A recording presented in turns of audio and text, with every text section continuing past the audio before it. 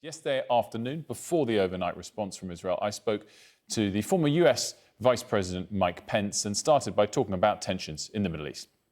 Iran is engaged in an unprecedented attack directly on Israel. I think the only message that I want my country and allies around the world to send Israel is that we're with you. I think it's important that we make it clear to Iran and to other actors in the region that they sponsor, be that Hezbollah or Hamas, that we will support Israel in doing whatever they need to do to restore deterrence and respond to this truly unprecedented assault. 300 missiles and drones on Israel, and I'm hoping that whatever the rumblings have been out of the White House, that they've made it clear at the end of the day, America stands with Israel.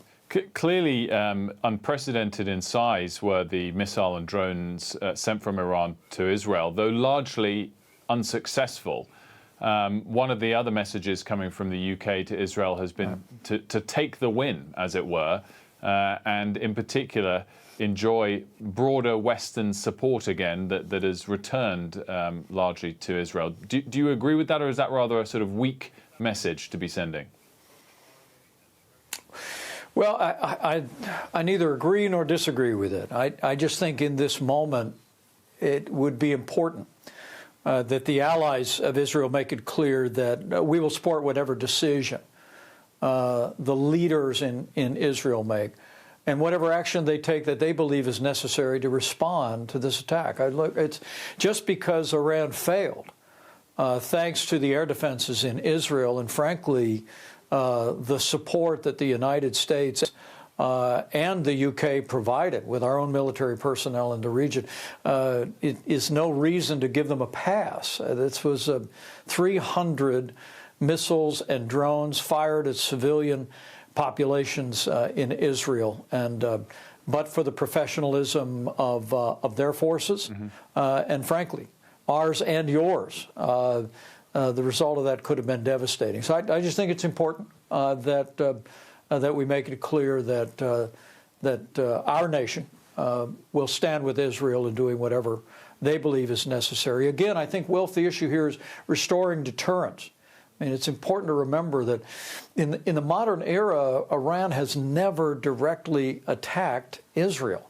We know they've worked through surrogates, be that Hezbollah or Hamas or the Houthis, but this was a completely unprecedented act, and I think we have to respect Israel's right and ability to respond to it as such. With that in mind, I wonder whether you think the West should be directly involved in the response, and whether there's perhaps even an opportunity for the West to strike key targets in Iran. Well, I think it's important that we support whatever Israel determines that they should do. But I'm someone who believes that the Biden administration's decision to lessen sanctions against Iran and to not work to enforce the sanctions that have been into effect has been all part of a policy of appeasement of the Biden administration that has simply emboldened the mullahs in Tehran. I support the economic measures. I think the United States, the UK, our allies across the West ought to be doing all that we can to further isolate Iran economically or diplomatically. But in terms of a kinetic response, I think we would do well to simply support Israel in whatever it chooses to do in the wake of this unprecedented attack. I wanted to move on, Mr. Vice President, to, in particular, Ukraine and issues that might arise in Congress this weekend. I was listening to your comments to the German Marshall Fund just now in Brussels. One phrase struck me. You said, "Weakness arouses evil." Is there a portion of your party that doesn't understand that, doesn't agree with that right now? I have great concern, and in my campaign for president last year expressed my concern of a rising tide of Republican isolationism in America. On the right, there are many that are frustrated with the crisis at our border, with record inflation, and they believe that America needs to choose between being leader of the free world and solving our problems at home. My view is anyone who thinks that we can't solve our problems at home and lead the free world's got a pretty small view of the greatest nation on earth. We can do both, and in this dire moment in Ukraine, in the widening threats against our cherished ally Israel, and with China continue to menace across the Asia Pacific, I think now more than ever, the United States needs to embrace our role as leader of the free world, and I believe come this weekend on Capitol Hill, we'll renew our commitment to providing that leadership to the West. I mean, clearly Speaker Johnson's comments in just the last 24 hours seemingly show a change in view from him personally. If it cost him the speakership ultimately, should he press ahead with trying to get this bill over the line this weekend? Well, I think Speaker Johnson for some time has made it clear that he understood the threat that Vladimir Putin represents. Should he overrun Ukraine. And his support for Israel's willingness to stand up to China has been a part of his record. But I want to commend Speaker Mike Johnson for showing the moral courage to stand strong and to move these important bills to the floor of the Congress this week. Not just support for Ukraine and for Israel and for Taiwan, but also a measure that we've strongly supported, and that is forcing the sale of TikTok, a social media platform controlled by the Chinese Communist Party.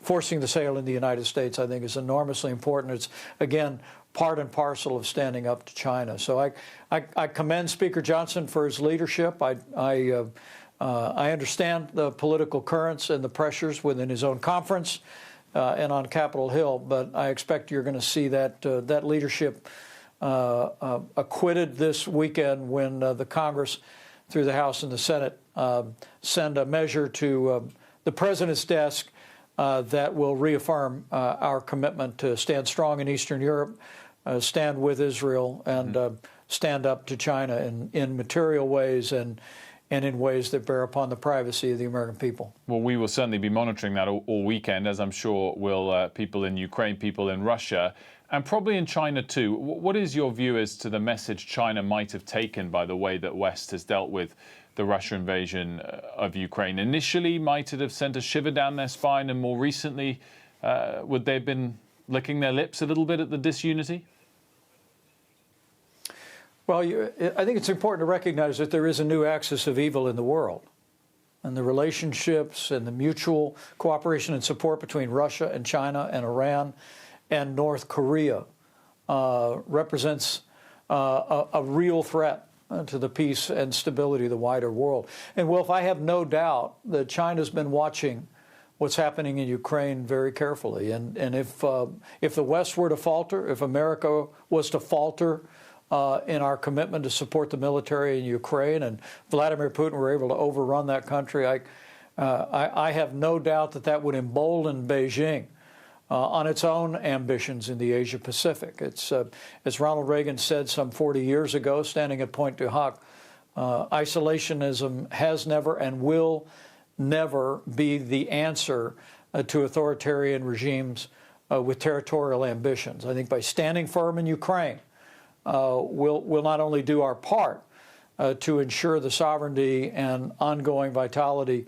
of that nation and its freedom, but we'll also send a deafening message to China that America, UK, and the free world will not tolerate authoritarian regimes redrawing international lines by force.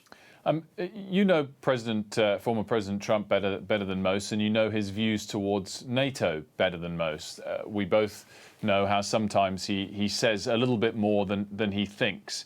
What do you think, if he won another term, would be his actions towards NATO? I'm very proud of the fact that in our administration, we stood firm on our historic alliance, now 75 years in the making in NATO, but we also demanded that our NATO allies live up to the promises that we've made to one another. I mean, when we came into office, I think there were 2 NATO countries, Wilf, that actually were meeting their 2% commitment of spending that amount of their GDP on our common defense. By the time we left, it was many multiples of country and $140 billion in our common defense being spent. So I would expect if the former president earns another term, he'll come in with an equal expectation that our allies and partners in NATO live up to their commitment to our mutual defense. But I truly do believe that the American people, regardless of the outcome of the election, will demand that the leaders of our nation stand by that historic alliance and discharge our role as leader of the free world. Are you concerned about the type of people that will serve alongside if he wins, President Trump, in a new term? I mean, presumably you wouldn't return, given what you've said on the campaign trail previously. And does that worry you of the caliber, perhaps, is the right word to use, of the people that will end up in his cabinet, or not? Well, I'm spending most of my energies focused on the policies themselves. I mean, honestly, I've made it clear that I will not endorse Donald Trump in this election year. I could never vote for Joe Biden. He's weakened America at home and abroad. But my differences with the president have to do not just with the day that I discharged my duty under the Constitution to see to the peaceful transfer of power, but also I've seen the president signaling an uncertain degree of support for our allies in Ukraine. I've seen the president preparing to walk away from a national debt that is now the size of our nation's economy. I've seen the president now shy away from a strong stand on the sanctity of life. So in the coming months, I'm going to focus my energies on what I believe the vast majority of Republicans and a majority of Americans believe, and that's a traditional conservative agenda. We'll continue to advance that and hope, whatever the outcome of the election, that will drive those issues and that agenda to the fore. So you're not going to cast your vote? Well, I'll be voting, and I'll keep my vote to myself, which has always been my practice. But I understood people were curious after I'd run for president and some of the differences the president and I had on issues where I might come down. And so I've made it clear that while I will not be endorsing Donald Trump, I certainly would never vote for Joe Biden. I honestly think the crisis at our border, record inflation, the disastrous withdrawal from Afghanistan, it is my hope and desire that we'll have new leadership in this country, but the vote that I cast will be my own.